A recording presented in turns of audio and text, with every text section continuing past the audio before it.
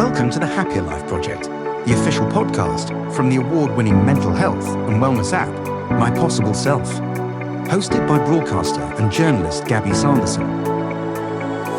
Hello and welcome. If you're listening to this episode close to its broadcast date, Mental Health Awareness Week is upon us. And this year's theme is action. A reminder that awareness on its own isn't enough. Many of us understand that mental health matters, but still struggle with knowing what it actually looks like to take meaningful steps in our everyday lives. In this episode of the Happier Life Project, I'm delighted to welcome back Chlo Hodgkinson, who opens up candidly about her journey through motherhood, burnout, and the practical actions she's taken to start prioritising her mental well-being. We talk about what happens when life becomes too full, even when it's full of things we love, and how easy it is to lose touch with ourselves in the process. Chlo shares her experience of navigating postnatal life whilst running a business and being diagnosed with an underactive thyroid, and ultimately reaching a point of burnout that forced her to reassess everything. This conversation is really about that turning point between awareness and action. Because whilst most of us know the basics, eat well, rest, move, connect, the real challenge is actually integrating those things when life feels overwhelming. Chlo and I explore what it looks like to move from autopilot self-care to intentional action. We also talk about Chlo recognising when something needed to change, setting boundaries in her work and relationships, and doing the deeper inner work that often gets overlooked in conversations when it comes to productivity and well-being. And to bring it all to life in a more playful way, I've also included with Chlo a quick fire round, little questions about the small actions that support our mental health day to day. You might want to pause after I ask every question and answer them for yourself as you listen along, or at least reflect on what comes up for you in the moment too. This episode is a reminder that taking action doesn't have to mean huge dramatic change. Often, it starts with small but honest decisions, and learning to listen when your mind and body are asking for something different. So, ready to find a healthier, happier you? Let's get started.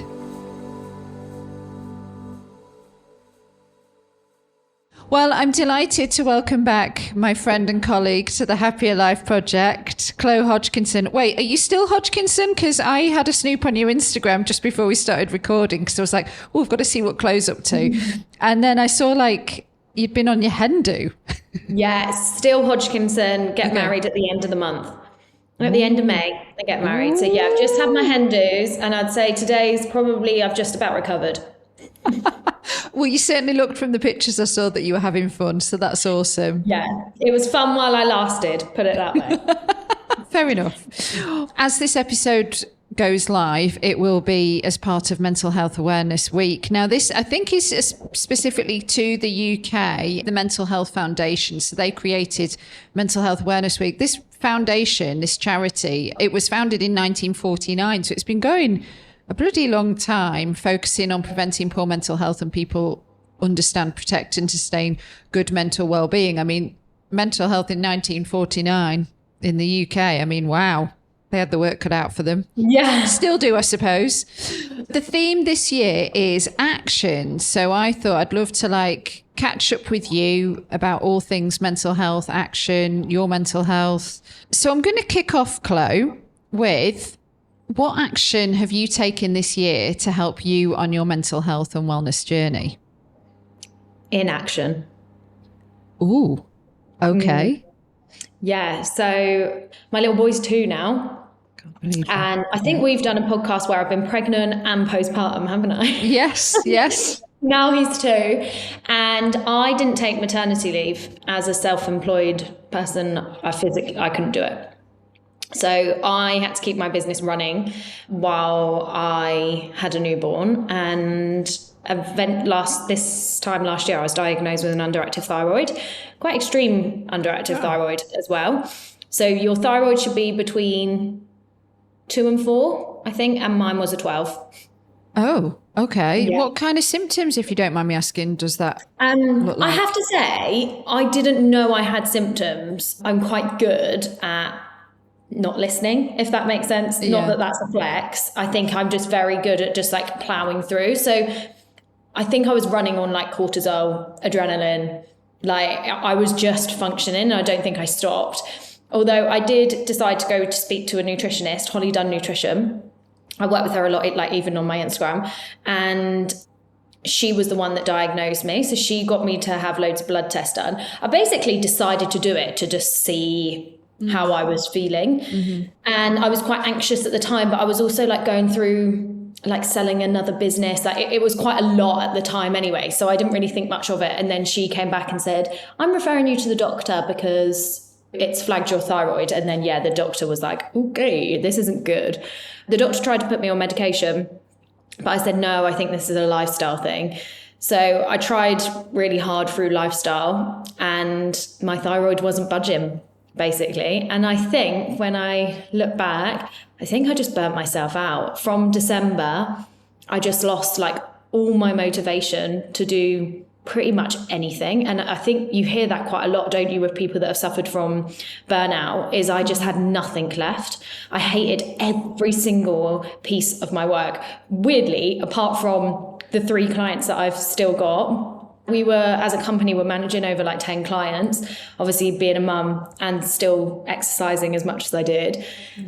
And I just started picking off clients. I was just like, nah, this isn't working, this isn't working, this isn't working. And then, from January, I just started slowly pulling back on my clients. But I think it was like part the universe's way, and also me just being like, I can't do this anymore. Like, when the body literally says no, like it felt like it wasn't a conscious choice. It felt like it was just something I knew I had to do. It must have been quite scary though to like start saying goodbye to clients. That's you, especially coming from the same camp as you, Chlo, when you're self-employed.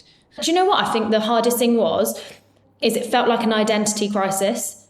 I've always been someone that's loved my work, loved growing the business, loved go. And all of a sudden I had no interest in that. And it was like, I don't want to do this. I don't want to work for you anymore. I don't want to do that work. I don't want to do that project. I guess as well, there was probably an element of putting boundaries in place, which I'd never had done with clients before. So then it naturally came to an end anyway. One time there was a shoot in London on a Monday and my little boy was poorly, so I had to stay home. The next day, that client phoned me and wondered what they were getting out of me for the price. And when you're just like, wow, there's a correlation here, we're not right for each other.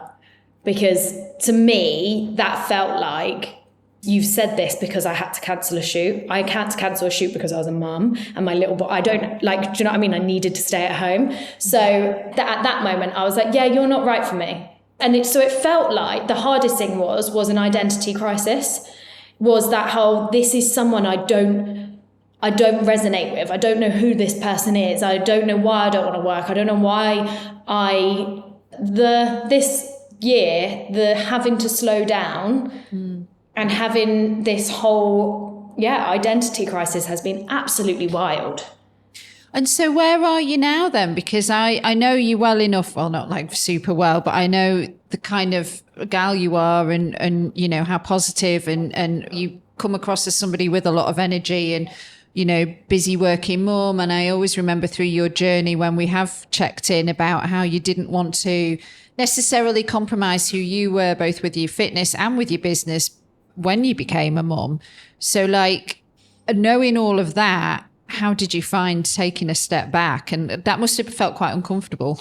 Yeah, the ego was not happy, Gabby. What do you mean I can't have it all? What do you mean? And I still do believe you can have it all. I just don't believe you can have it all at once. And I think it made me, I think as I leaned more into being a mum, my work naturally sort of faded a little bit, as in terms of like the interest. I heard my dad tell me the story. He was listening to Women's Hour on BBC Radio 2, is it? Or 4, can't remember which one it's on. And on it was a woman that was describing about how a woman's brain actually does change when she has a baby. So she does become more forgetful about things that kind of don't really matter to her anymore, because she's so focused on nurturing her child. So like when we are forgetful and, you know, you hear about people not wanting to go back to work and things like that, I'll put my hands up and say, I judged them, where I was like, what do you mean you don't want to go back to work? Like, stop being lazy. Whereas actually our brains do change. And I do have to put my hands up now to be like, it does change, and you can't have it all at once. And what I'm trying to say is maybe there's like trade-offs. Do you know what I mean? So like for me to be able to have it all, which was the fitness, the business, and being a mum, my health was the trade-off. Yeah. Because I was working so late, I was running around meetings, I was putting him down for a nap and jumping on a meeting. He would wake up, I'd shut my laptop. It was so busy. I guess back to your question of like where I am now. So I get married at the end of the month, and I've basically spent the last 2 months sort of restructuring where I'm at in my head. I think there's been a lot of self-growth in like the thinking that I'm a child still or like a junior, whereas like I've done a lot of inner work to be like, no, I can be the adult, like I can be the expert in my field. I don't always have to still learn, and sort of looking at maybe where that leads me from a workplace perspective. But I've kind of just given myself until I get back from my honeymoon, so that'll be mid-June, and then I'll be good to go. I love it. I love it. Well, I love this for you. And that you kind of have, you've taken action with the inaction, but then also some deep inner action. Yeah, it's been a lot of inner work. Yeah. That's what I really admire about you, Chlo, though. You do that. You do put in the work. And I think this does tie into the theme. Go ahead. I guess it comes back to like probably what I view as action as well. I think even me just describing all of that as inaction, like you summed it up then, didn't you, of being like, actually you have been doing a lot. It's just been inner work. Whereas I guess that says more about me and maybe things that I need to work on, in that I'm viewing action as the outer things and productivity, and inaction when it comes to like working on me. And maybe that's a good point about this podcast, is like, even on the days that you feel like you haven't done a lot, you probably have. Yeah, absolutely. Well, just taking this directly from the Mental Health Foundation's website, they've said, we've chosen action as this year's theme because while awareness is vital, real change comes from when we take action too. Together, we've come a long way on mental health, but we can't risk going backwards. There's still so much we can do to prevent people becoming unwell in the first place. Action is not separate from awareness. It's a natural extension of it. When people find out more about mental health, when they recognize early signs of problems in themselves and others, when they know what support looks like and what they can do to maintain their mental health, they're already taking action. So I think this is just beautifully, surmising what you've done as well. Don't you also think, though, that the action is the hardest part? So for those that don't know, I also help girls to get their periods back through maybe a lot of exercise or restriction or anything like that. And I often find that we love to seek out information. Mm-hmm. We love to seek out the like ways to feel better, whether that's tapping or breath work or like the new thing. We love to seek all of this out, but it's actually doing it to get the benefits is actually so much harder. Yeah, because it's becoming a habit, I think, is when you see or you notice real improvements, but then that sort of breaking it to becoming something that's quite, maybe not even daily, but frequently. People are quite stuck, aren't they, I think, when it comes to like actually making positive changes somehow. Because I've talked about this with people before. It's like, we know at this point what to do. From the same website, they've given like 10, the best tips for like action. And honestly, Chlo, it's like stuff that we know inside out, plan something to look forward to, eat well, get closer to nature, get good sleep, move regularly, try mindfulness, make time for friends, be kind, get creative, talk things over with someone you trust. Deep down, we know all of this, yet for some reason, we just would rather not. Yeah, or do you also think that maybe they're all things that we do, but we do them on autopilot? Also, when we go and meet a friend, we're not thinking, check me out, meeting a friend, topping up my cup, doing this for me, this is going to be lovely. We're going, oh, bloody hell, I said to such and such that I'd meet her at the coffee shop, so I'll go here and then I'll meet her there. And then if I leave in 45 minutes, then I can go do this. We're never being, we're doing these things. So like we're doing a walk, do you know what I mean? We're always doing rather than just being in that moment. In the present. Yeah. Really good point. I wanted to do with you because I thought it was quite fun. Hang on. They're more like quick fire questions, but I feel like from this we'll get some really juicy nuggets from you. Yeah. I feel like the listeners as well should pause this after each one and think about the answers. I like that. Not my answers, as in answer for themselves. Yes. Okay. What's your go-to bad day reset? Hold on. Is this I've had a bad day now to reset, or I've woken up and I think the day's... What would you like me to say this? So if I've had a bad day, then in the evening, it will be like shower, good dinner, early to bed with my book. And plan to go to the gym in the morning, like have the class booked in. So then like the next day is the next day. If it's, I wake up in the morning and I'm like, oh hell, I'm not feeling good. It's don't sit at home. It's get out straight away. Whether that's to the gym, whether that's a run or whether that's just a walk. I find that if I wake up in the morning and I'm not feeling 100% and I stay at home because I work from home, if I don't get out straight away, I'll fester. Yeah, that's such a good point. What about you? I can massively relate to that. Yeah, also the same because I work remotely. I think, if I'm feeling off, do you know what I love as well? I love like astrology and tarot, and I found this is not a very good reset, but like I find it almost like I can go into a trance watching people on YouTube. I'm a Scorpio. I love that too. Do you do a pick a card on YouTube? I follow these like tarot astrologist people. So like I'm a Scorpio, so they'll do like just different readings for Scorpios. And it's like, I don't know how they can bulk everybody born in a certain like period of about a month. So one for you, type in on YouTube, pick a card, and it's literally like you would pick so it's similar, but you pick a pile. Oh. You pick a pile that's that resonates most to you, and then you go along to that timer, click the timer, so it would be like pile 2. You go to pile 2 and then that's your reading. Oh my God. Now game changer. They're so much fun. I love it. Oh my God. Thank you so much. You're going to go down a hole now. I know, yeah. This is going to be me procrastinating now for like the rest of the day. Okay, back to you. Morning walk, nap, or rant to a friend? Morning walk. What's the healthiest boundary you've ever set? Do you know what? I think it was ending clients that just didn't align. Is that a boundary? Absolutely. Yeah, definitely. If they didn't feel good, they went. One thing you do when your brain feels overloaded? Go for a walk. Yeah, go for a walk. What's your comfort TV show or film? Maths. Married at First Sight. It's like maths. Yeah, just like numbers. I prefer the times table. The times table. And I'm also a sucker for Love Island.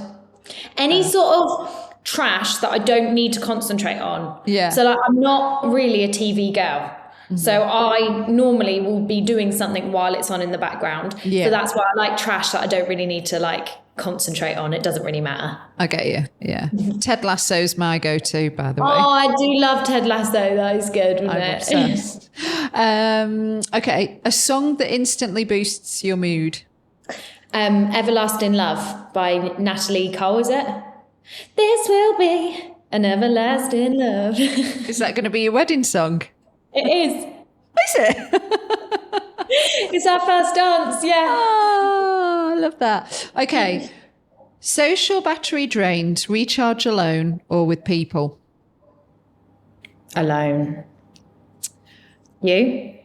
I would say I'm an introverted extrovert. Yeah, me too. So, like, if my nervous system is just a bit done, I need time alone. I just need a minute. But if I'm just like tired and worked a lot, I need to be with my friends. I need to be around people. Mm-hmm. I think it depends on what I'm tired with. Yeah. I just need a bit of fun, for example, versus if I actually need to sleep. Yeah, exactly. Yeah, I think I'm quite like that, especially, again, working remotely too. It's like sometimes actually you just need the comfort of people around you to fill your cup. Yeah. Okay. What's one thing you wish people would stop glamorizing in the name of success? I think just not talking about the trade-offs. So is it Emma Creed?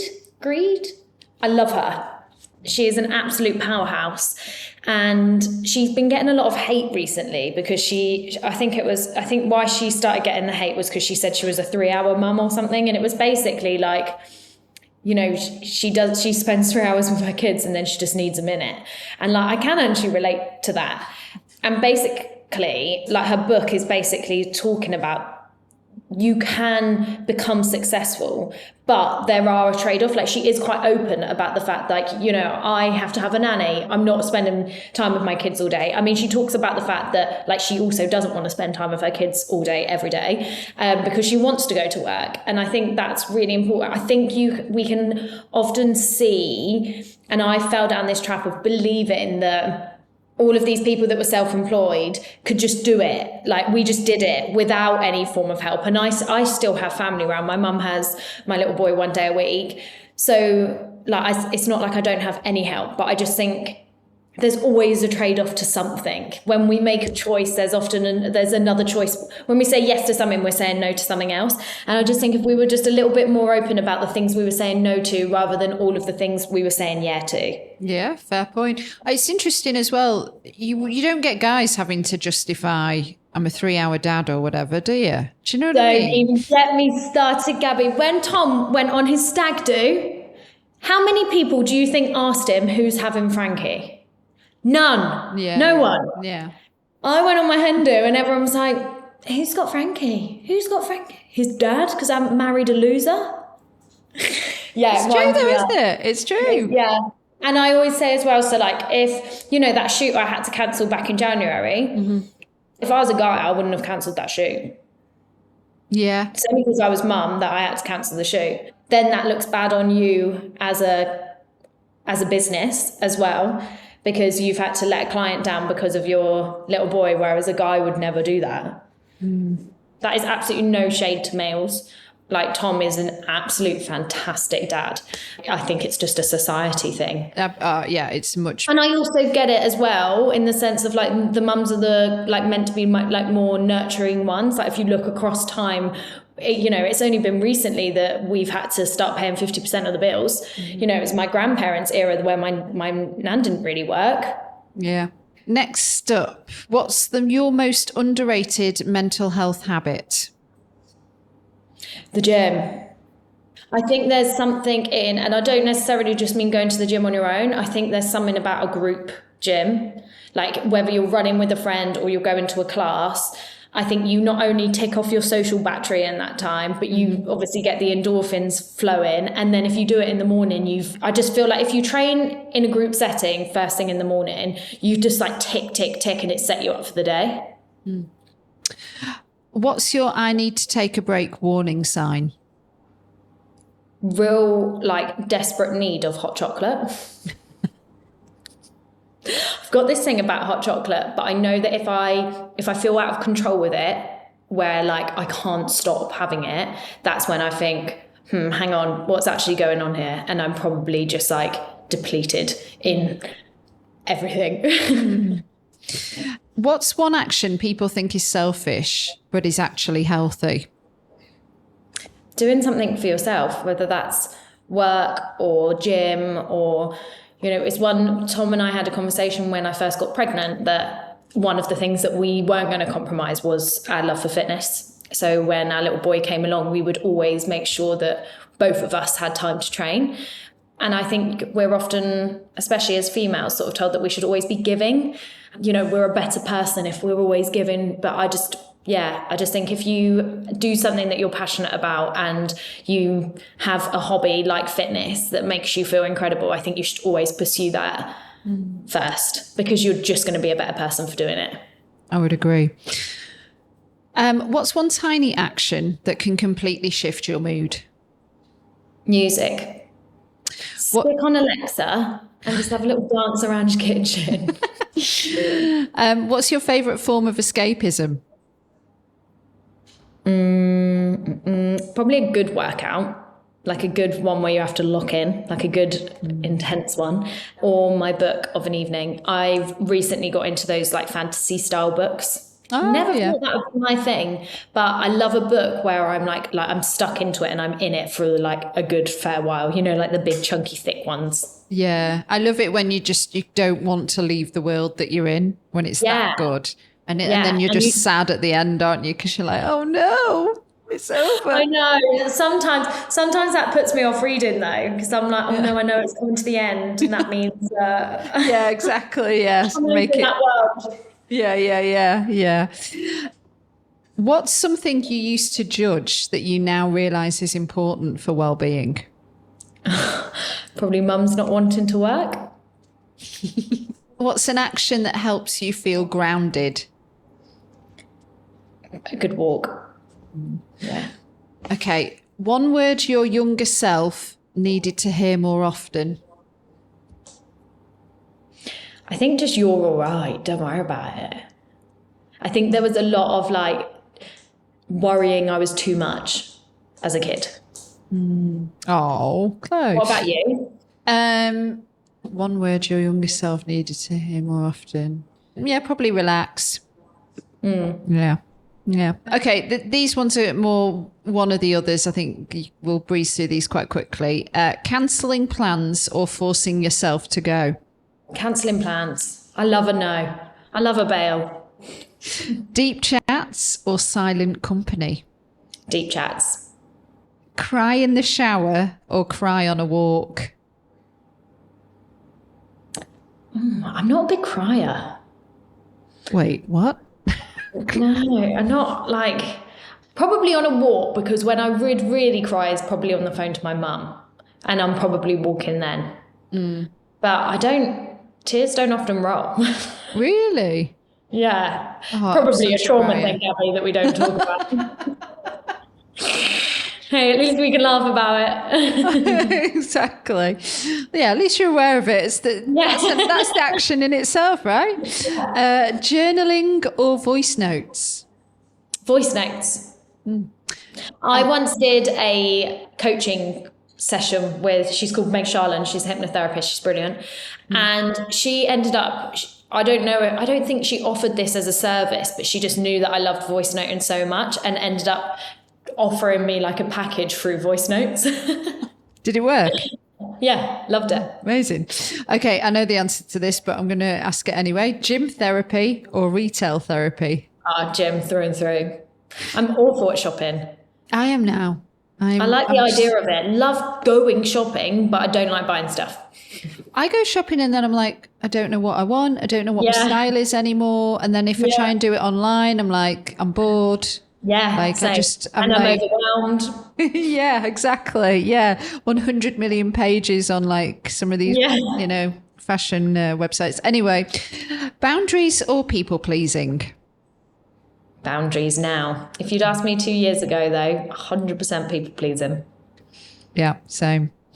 Early night or revenge bedtime procrastination? Always early, 8 p.m. if I can. Really? Oh, that's yeah. It's nice. I'm fine text or 3-page emotional essay? I'm an essay. Me too. Comfort food or comfort playlist? Food. Asking for help or pretending you're okay? I think I pretend I'm okay until I'm like really, really not okay. E.g., underactive thyroid needs to go on medication. Yeah. Read the self-help book or buy it and never open it? I'll read it. Podcast or procrast? Podcast. My Possible Self app or take a nap?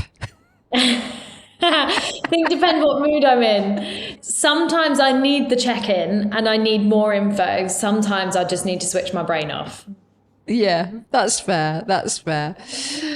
Constant action leads to habits, which leads to new behaviours. So what's one small action listeners could take today, Chlo, that might genuinely help their mental health this week? Okay.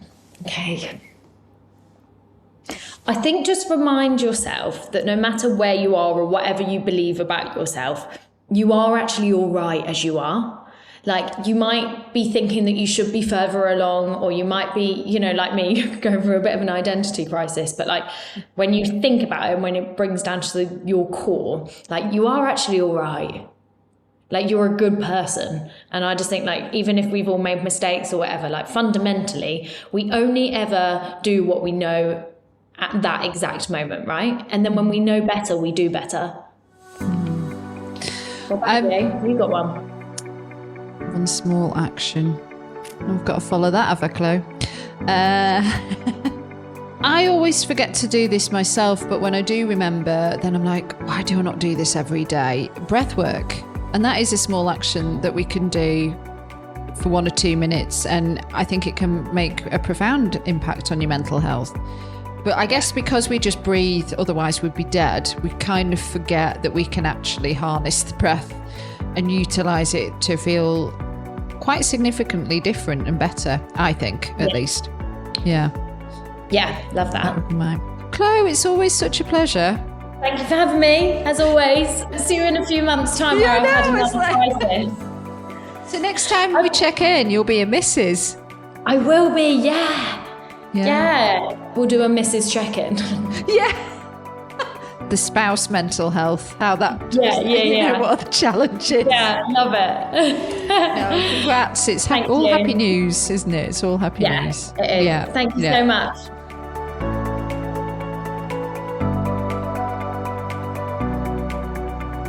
Hello friends, it's Gabby back with you.